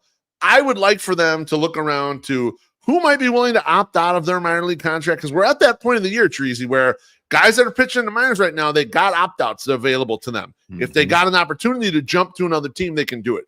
And so I would like the Bannister and Katz group to like, who else do you like that's out there? Who else can we get to pop out here? And the reason why you say, Beef, you're going to bring that person in, and then Johnny Cannon's going to be ready in 2 weeks, and then we're going to have too many starters. Look, here's what we got to prepare for, right? Johnny Cannon. Guys don't stay healthy all year, for one. Number 2, Shane Smith is already getting close to his career high in innings pitched at any level of professional ball. And so you're not going to be able to ride him, down to E into the red and fuck him during the year. You're going to have to slow that thing down at some point. I don't know if it means sit him down the last month or what the fuck, but you're going to need some starts there. Sean Burke looked like shit yesterday, and I expected Sean Burke's performance to be up and down. And so you might need to send Sean Burke to Charlotte, even if it's just to take 2 weeks off and get a little rest again, because these guys are all young starters that you're counting on right here, and you're going to trade Hauser anyway. I mean, he's going to, assuming he keeps pitching well, he's going to. If he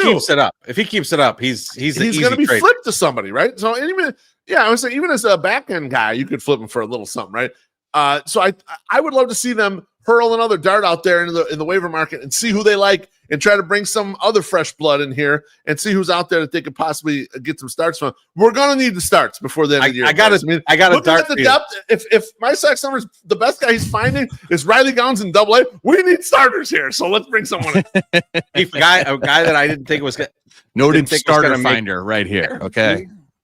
Not a guy who wasn't going to make any team, and I think I wrote about him as one of my guys that like I was looking at like, well, when this guy gets released at the end of spring training, we might want to look at this guy. Yeah, Roy Lucchesi, I think it is. He's out there pitching. He's pitching well for the Giants minor league team, but he can't crack the rotation on the AAA team, on the Sacramento team, because they've got a bunch of their prospects are there. Like there's two Carsons, Weisenhunt, and I forget the other one, but they're both pitching well. They're the next men up. What do you think it would take to pry him away from the Giants? I don't even think it would take a Corey Lee. So like, I don't know. That's what I don't understand. Like that level of trade market, because Trey brings up in the comments too. What about Aaron Savali? I don't know if you guys saw this, but the Brewers brought up one of their top pitching prospects and they pushed Savali to the bullpen. And he's a totally reasonable starter, and like a lot of teams could probably use him. It's like, I don't know if that would cost too much for what the White Sox are kind of looking for, especially for a guy expiring contract, etc. But your situation's different, Chorizy. They'd have to believe in that more in the longer term panel, right? They'd have to more think like, okay, we want to keep this guy or whatever.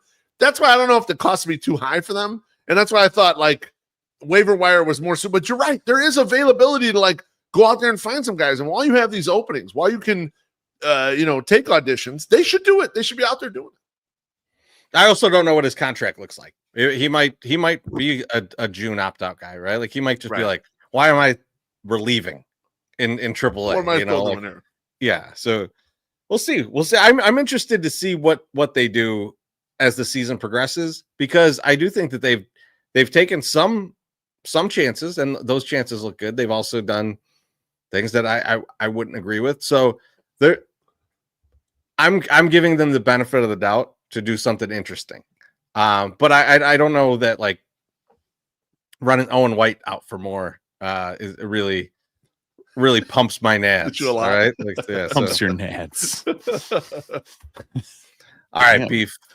That's horny. I think it's time to get into it, man. It's time to get into it. You put out your bullpen trust list again. I re-racked it. I had to re-rack it. We had some. I mean, it's like a totally different bullpen. I was writing the names, and I was like, this guy here is dead. Several new guy. Yeah, Bryce Wilson, fat and undependable. Bryce Wilson gone off the Miguel Castro's gone. His knee has disappeared. So I'll put the list up on the screen and I'll read it off right now. I mean, Steven Wilson's still number one for me, even though he had a little bit of a shaky night on Tuesday night. He did get out of it though. He only had one hard hit ball, so it was a little fluky. Brandon Eisert had a real nice, easy save, so he moves up to number 2. I still have Vassell number 3, even though he's kind of sliding in the starter spot right now, so we won't count him temporarily. Cam Bruiser 4. Grant Taylor's 1 performance is enough for me to move up to 5 just based on the stuff. Dan Altavilla has been kind of decent. He's a 6. Gordon Leisure 7. Jordan Leisure 7. He's Gordon until he pitches well. I trust him to throw a spotless 6th inning when the deficit or lead is 3 runs. Then he's gonna be perfect out there. Tyler Alexander, who just showed up here, he rode the Uber on Sunday and then had to go straight into the game. I got him 8. And then Owen White, who pitched last night heroically, picking up a bunch of innings, but it just didn't look like anything to me. It was just like son of a bitch. He's 9. So where do you guys stand? Any changes you'd make to this list? What would you do different? I think Henry Hill is well positioned. Dan Altavilla. I might flip him with Taylor until I get a little bit more of a taste of Taylor. Okay. I want to see more from Grant Taylor, right? Like I understandable. I want to make sure he's not Chris Ray. And then the Tyler Alexander, I don't know if this is fair to him, but I might put him lower. I don't know. I'm not juiced about Tyler Alexander. I didn't know much about him, so I'm looking into him. He's swingman material. It's just, I don't know. It's other Bryce Wilson basically, but I know they need a lot of innings and they know it. Yeah, you know? they'll use him. I think I would expect him to maybe start some of these games while Cannon's out as like the first 1 to 2 innings, right? And then you go to Vassell for maybe a bigger bulk of innings, and then you try and bullpen game it that way. So I see some usage for him. The only other thing, Pat, Beef, I would put Jordan Leisure down as far as you can. Just this is most of the feedback I got, Chorizy, is Leisure too high. It's not that I don't like Jordan Leisure or think that he can get some outs. It is just that I don't trust him. He's makes me nervous. He makes my stomach hurt when he goes in. Yeah, the bubble guts from him. He's like Aaron Bummer. Aaron Bummer wasn't bad. I got the bubble guts every time he came. When Leisure gets someone 0-2, I'm like just waiting for it to be 3-2. I'm waiting for 15 foul balls, and then eventually it's 3-3. Come on, can't give him something to hit. You got to throw. Well, no, he will give him something to hit, and they just keep fouling it off. They just keep fouling it off until he walks. So I would put Leisure to the bottom. MSS, feel free to disagree. I mean, your first pick and your last pick, I think, are spot on. Owen White, definitely bottom of the list. Like I think that's where he needs to be, and also think Steven Wilson is as much as a sure thing as we probably have. But Vassell is actually really great too. But as you noted, he's probably just going to be that starting the rotation thing. Cam Boozer has not been blowing the doors off like I wish he would, but I still think he deserves to be up there. I can't argue with this. Grant Taylor, I like right in the middle. Like you just throw him right in the middle because it's like we just don't know anything. Like he starts building up a little bit. He's going to move up this list fast because he could shoot up there. There's a lot. Now, he's gonna move up this list fast because everybody's bad. Well, that's the thing too. In front of him mostly sucks. So that's a good thing though too, isn't it? Like that they're rotating these guys too. They know it sucks and they keep fucking rotating new people in here and throwing some stuff out there. That's great. That's just good stuff. That's what we need. So I'm glad that we had to do this so soon again. Put that HBIC one up again because like I could read this two ways.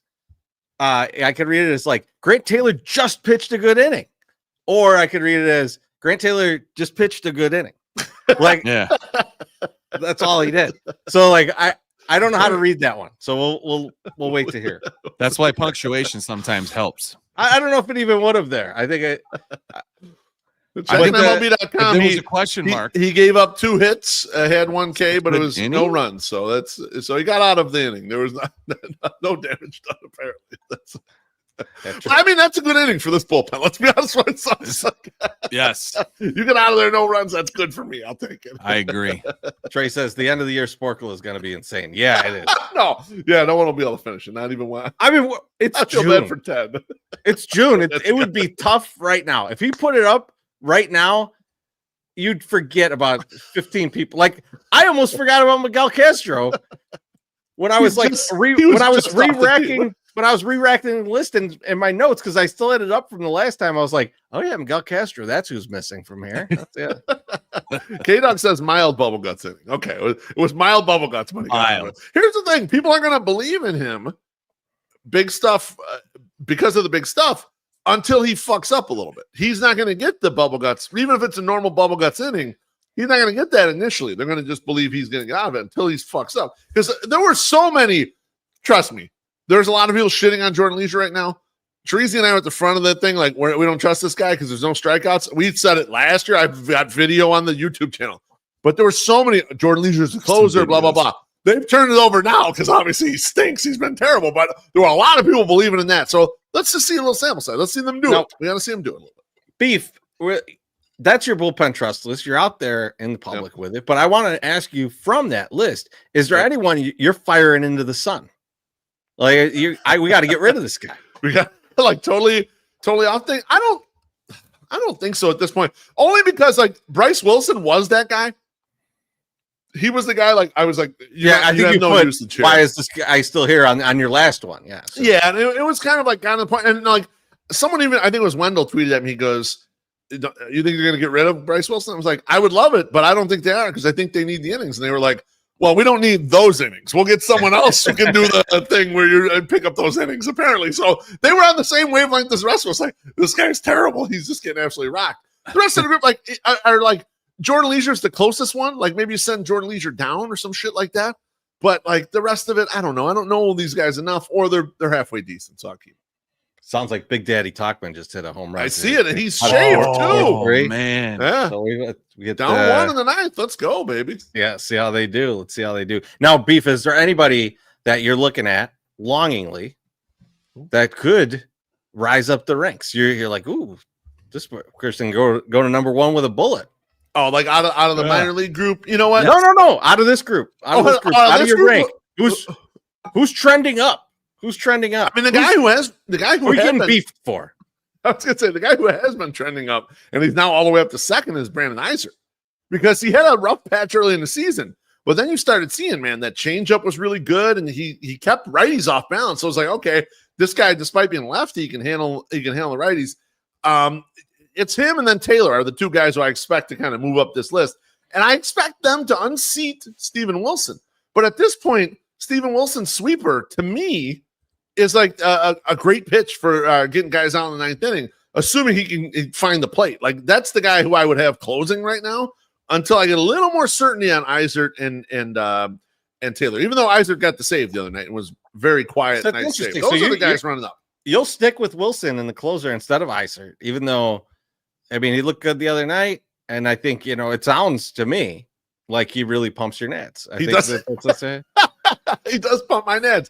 Wilson's the one I'd like to trade more than Isert. So I would love him to accumulate the saves, Chorizy. When they accumulate the saves, they're easier to trade. That's another teams want him. It's like, oh, the guy can get a save. I'll take him. I haven't watched Breakfast Club in a long time, but that saying is always somewhere in the back of my mind, just creeping up. It's creeping up. All right, boys. Any other thoughts on the White Sox before we close it up here? I got nothing. No, and I don't want to be overly positive and then have you yell at me after the show, so I'm not going to say that. No, be positive, man. You don't have to agree with me all the time. Maybe I'm an asshole. Maybe you should be being positive. Yeah. No, I think you're right. I think you were right. You were spot on in those assessments. I was just definitely reminding people that had shit talked the team and shit talked the new front office, and then now are cheerleading big time, that we still have receipts of all the times you talk shit. So we will definitely bring up when we've gotten to the point. Here's let me throw this out there. We've gotten to the point, and it's the point I wanted us to get to, where you can't just say everything that the White Sox front office does is dumb, right? Because they are starting to get some little success stories and stuff. So you gotta actually look at everything, think about it, and there was a window there where it's like, especially coming off of like 2022 season, where you just said everything they did was dumb. You were right 100% of the time, and that was a bad spot to be in. That's bad. We can't be there, okay? But now, not everything. A lot of things still, but not everything. But we can't jump directly to they're doing everything right. Right. It's all right. Exactly. We're there. We are not there yet. No. Playoffs, here we come. Oddly, we did jump to they're doing everything wrong. Incredibly fast. There were threats. Well, it was happening though. There were threats out there. How many games do you think the White Sox are going to win now after this winning streak? I was like, I don't know. I hope over 49 and a half still. 54. 54. Exactly. Oh, wow. We're staying in it. We're staying in it right now. Is that out of here? Off the wall. Not quite gone, man. That's not out of here. Miguel's having a day. But it's time for... if someone walks it off, they're going to be in the thank yous or GFYs. MySoxSummer, who are you thinking are GFY? I wanted to thank all the people that have already bought tickets and those that will buy tickets to our bobblehead game. And this is the bobblehead again. I just wanted to break it out so everyone can see it. I was not expecting, when I was talking with my aunt, because we ended up getting like a group together, and I was not expecting the 26 number when it came from the people from the Sterling Rock Falls area that are going to come in to watch this. And I was like, adding in my wife's side of the family, we're talking 40 to 50 people that are coming, not because they want to see White Sox baseball on a Tuesday in September, because they're just proud of me and you guys and what we've done, which is like, it is just amazing. And I didn't have to sit down. I probably should have sat down. I was pretty drunk when I read that 28 number, but I was like, this is amazing. And I just like, it really is. I'm just thankful that I have people like family in my life like that are willing to sacrifice something like that and come in. So it's going to be a good time.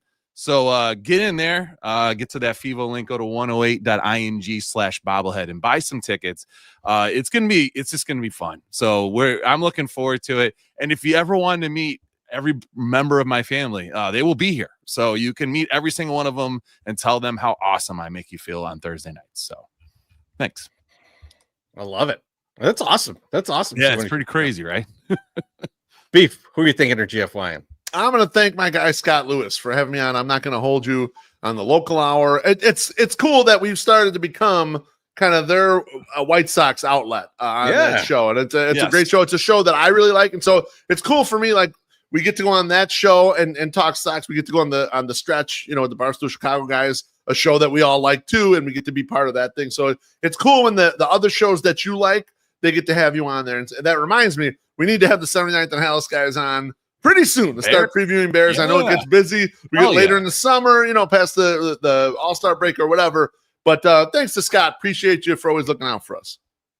And I'm not thinking anybody on the Sox. They fought hard, all right? They played through the whistle, Chorizo. Hey, I appreciate it. That's what this kind of team does. That's right. We could be happy that they're out there giving it their all. We know what they are. All right. I want to thank you two. Last week I could not be on the show, and not only did you guys do a show, you did like 3 shows. You did 3 hours. A lot. 3 hours. Well, I knew we were not going to do that today. I was like, I got to wean them off. Maybe we still go 2, but I don't think we're even going to get to 2. But I do appreciate you guys still tired holding it down without me. And the Sam Anderson interview was great. It was great. He's awesome. So, and then I do want to also thank our guest tonight, Pat Bertoletti. Hell yeah. I love talking to that guy. And like, he's one of those dudes where like, he's so fucking Southside that like you feel like you've not like we talk to him every once in a while, Beef, and we're like, I feel like I grew up with this guy, like how did we hang out with you when we were teenagers? I feel like we've known each other. Like, it's comfortable. I really appreciate it. So yeah, thank you to him and thank you to all you. I cannot double down more on what MySoxSummer said, but thank you to all of you who bought the bobblehead. People going like, oh, I'm not fucking missing this game. I can't believe it. I love it. I appreciate it. Appreciate all you. And we'll talk to you on Tuesday. You come hang out with us on Tuesday. BeefLoaf's birthday. My birthday. Me and MSS have a beautiful fucking gift for him. I cannot wait. We're going to have a lot of fun that night. And CJ, I'll be DMing you for your tickets. Yes. Come through. Cork at the Park.